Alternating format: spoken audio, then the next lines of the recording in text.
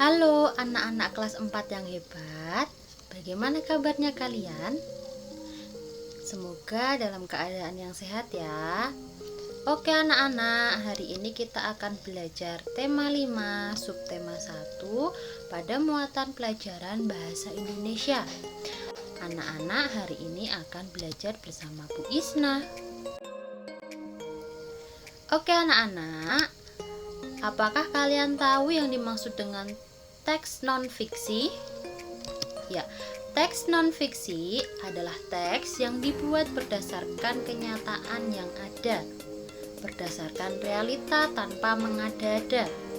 Di dalam teks non-fiksi tidak boleh dikurang-kurangi atau dilebih-lebihkan. Nah, di sini Bu Isna mempunyai contoh teks non-fiksi. Contoh teks non-fiksi itu yang pertama ada laporan, ada karya ilmiah, ada artikel, ada sejarah, dan ada biografi. Oke anak-anak, kalian masih ingat tentang menjawab pertanyaan berdasarkan bacaan menggunakan kata 5W1H? Ya. 5W1H adalah kata kunci atau informasi penting yang dapat kita akan dapatkan dari sebuah teks tersebut, atau semua informasi penting bisa kita dapatkan lebih mudah. Dan selain itu 5W1H juga akan memudahkan kita untuk menjawab pertanyaan yang diajukan. Kira-kira anak-anak masih ingat nggak ya 5W1H itu ada apa saja? Oke, yang pertama adalah apa. Kata tanya apa. Kata tanya apa ini digunakan untuk menanyakan peristiwa. Kata tanya siapa itu digunakan untuk menanyakan tokoh. Kata tanya di mana untuk menanyakan tempat. Kapan itu untuk menanyakan waktu. Mengapa untuk menanyakan alasan, dan bagaimana untuk menanyakan sebuah proses. Nah, ini yang dikatakan 5W1H yang biasanya kita gunakan untuk membuat pertanyaan. Selanjutnya anak-anak, biasanya jawaban dari pertanyaan itu bisa berupa tersurat dan tersirat. Nah, tersurat adalah jawaban atau pesan yang tertulis jelas dengan kalimat-kalimat di dalam teks tersebut. Sedangkan untuk tersirat itu adalah jawaban atau pesan yang harus disimpulkan dulu berdasarkan informasi yang ada pada dalam teks tersebut. Jadi perbedaan tersurat dan tersirat itu adalah tersurat kita harus menuliskan secara jelas pesan atau jawaban pada kalimat-kalimat dalam teks. Sedangkan untuk tersirat itu kita harus menyimpulkan dulu berdasarkan informasi yang ada pada teks tersebut. Selanjutnya adalah anak-anak, kita juga akan belajar mengenai bagaimana sih menyampaikan jawaban dan menceritakan kembali isi teks. Ya, menyampaikan jawaban untuk menjawab pertanyaan dengan tepat itu terlebih dahulu kalian harus membaca dan memahami dengan baik teks tersebut. Nah, cara membaca yang baik adalah dengan membaca dalam hati atau tidak bersuara. Dengan membaca dalam hati, kita dapat cermat mencari hal-hal penting dalam teks tersebut, serta menjawab pertanyaan yang diberikan.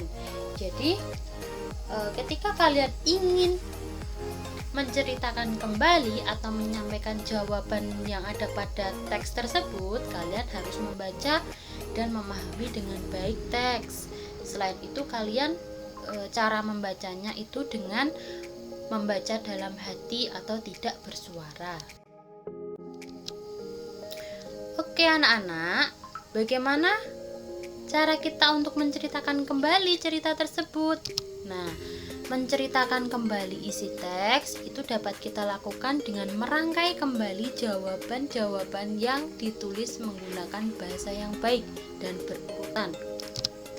Nah, jika menceritakan kembali dalam bentuk lisan, sebaiknya anak-anak menceritakan dengan lafal dan intonasi yang jelas sehingga informasi dapat dipahami oleh pendengar.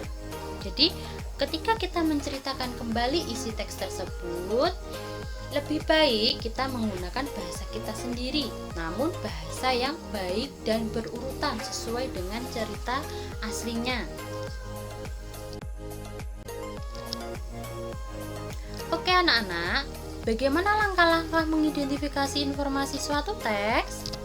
Nah, itu yang pertama, kalian harus memperhatikan judul teks tersebut. Yang kedua, kalian membaca teks dengan saksama. Yang ketiga, kalian temukan kata kunci dalam setiap paragraf. Setelah itu, pahamilah kalimat utama yang mengandung kata kunci. Dan yang terakhir, semua kalimat utama yang kita temukan itu merupakan informasi penting dari teks tersebut.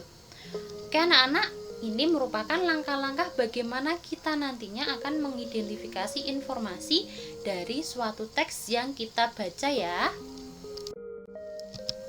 Nah, selanjutnya di sini Bu Isna mempunyai sebuah teks tentang Tuanku Imam Bonjol. Tuanku Imam Bonjol yang memiliki nama lengkap Muhammad Syahab merupakan salah satu pahlawan Indonesia.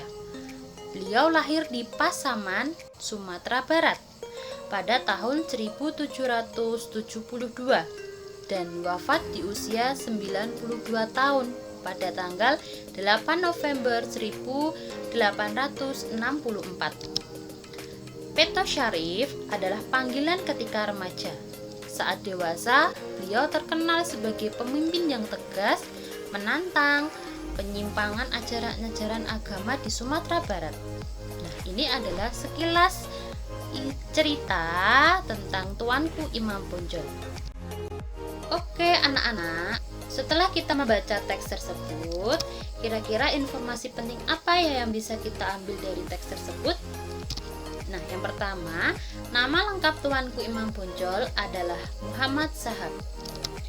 Tuanku Imam Bonjol lahir di Pasaman tahun 1772 dan wafat pada tahun 1864 di usia 92 tahun. Jadi, informasi yang kita dapatkan dari teks tadi itu hanya beberapa kalimat saja. Jadi tidak semua informasi dapat kita tulis kembali atau kita sampaikan kembali. Jadi kita hanya menuliskan atau mencari hal-hal terpenting dari informasi yang terdapat pada suatu teks tersebut.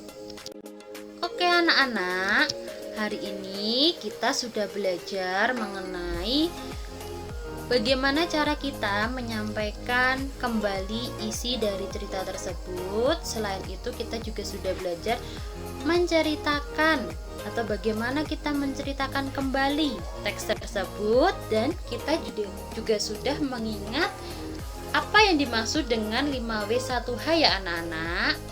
Oke, sebelum pertemuan pada hari ini Bu Isna akhiri, jangan lupa kalian like, komen, dan subscribe YouTube dari Anak Prima.